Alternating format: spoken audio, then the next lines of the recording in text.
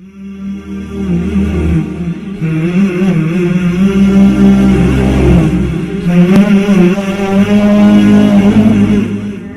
علیہ السلام کا قصہ سورہ یوسف میں بیان کیا گیا ہے۔ یہ سورہ قرآن کے 12ویں اور 13ویں پارے میں موجود ہے۔ یہ مکی سورہ ہے اور اس میں 111 آیتیں موجود ہیں۔ یوسف علیہ السلام یعقوب علیہ السلام اور راحیل کے بیٹے تھے۔ آپ کے 11 اور بھائی تھے، جن میں بنیامین آپ کا سب سے چھوٹا بھائی تھا۔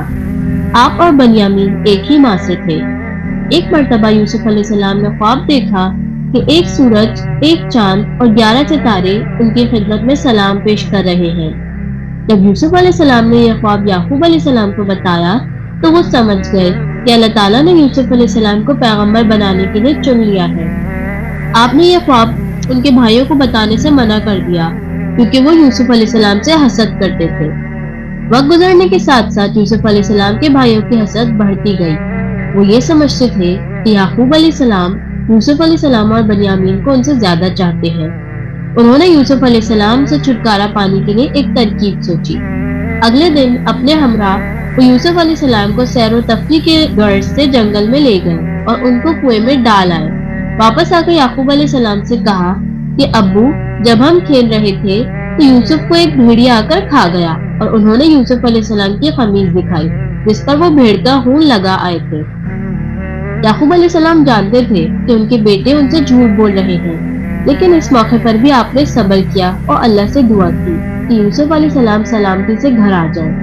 دوسری جانب یوسف علیہ السلام اندھیرے کنویں میں بالکل تنہا موجود تھے۔ اتنے میں وہاں سے لوگوں کا قافلہ گزرتا ہے جو جنگل سے مصر کی جانب جا رہا تھا۔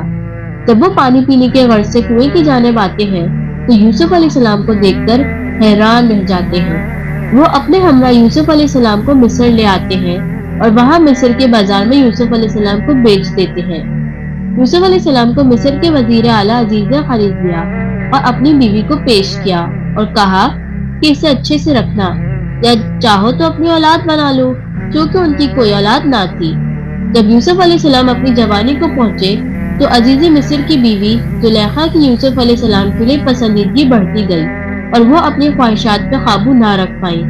ایک دن انہوں نے یوسف علیہ السلام کو تنہا پایا تو تمام دروازے بند کر دیے اور یوسف علیہ السلام کو گناہ کی دعوت دی۔ یوسف علیہ السلام برائی کی طرف مائل نہ ہوئے اور انہوں نے اللہ تعالیٰ سے پناہ مانگی۔ آپ دروازے کی طرف بھاگے تو زلیخا نے آپ کی قمیص پیچھے سے پکڑ کر پھاڑ ڈالی۔ اتنے میں عزیز مصر دروازے کے اندر داخل ہوتے ہیں۔ زلیخا سارے الزام یوسف علیہ السلام پہ ڈال دیتی ہے، جبکہ یوسف علیہ السلام کہتے ہیں کہ یہی تھی جس نے مجھے برائی کی طرف مائل کرنا چاہا۔ جانچ پڑتال کے بعد معلوم ہوا کہ یوسف علیہ السلام ہی سچے تھے، کیونکہ ان کی قمیص پیچھے سے پھٹی ہوئی تھی، نہ کہ آگے سے۔ اس واقعے کے بعد تمام عورتیں زلیخا کا مذاق اڑانے لگی کہ اس نے اپنے غلام کو بہکانے کی کوشش کی۔ زلیخا نے اپنی بے بسی ثابت کرنے کے لیے اپنی پہچان کی تمام عورتوں کو محل میں دعوت دی۔ زلیخا نے ہر عورت کو ایک چھری اور پھل دیا اور یوسف علیہ السلام کو اندر بلایا۔ جب عورتوں نے یوسف علیہ السلام کو دیکھا تو وہ اتنے خوبصورت تھے کہ وہ اپنی انگلیاں کاٹ بیٹھی۔ زلیخا نے کہا کہ جس کو دیکھ کر تم سب اپنے ہاتھ کاٹ بیٹھی ہو، یہ وہی ہے جس کو میں نے اپنی جانب مائل کرنا چاہا، اور اگر اس بار اس نے مجھے انکار کیا تو اسے قید میں ڈال دیا جائے گا۔ یوسف علیہ السلام نے کہا کہ اس گناہ کو انجام دینے سے بہتر ہے میں قید ہو جانا پسند کروں گا۔ زلیخا نے عزیز مصر کو منا لیا۔ یوسف علیہ السلام کو قید خانہ بھیجنا ہی اس کی عزت بچانے کا ذریعہ ہے۔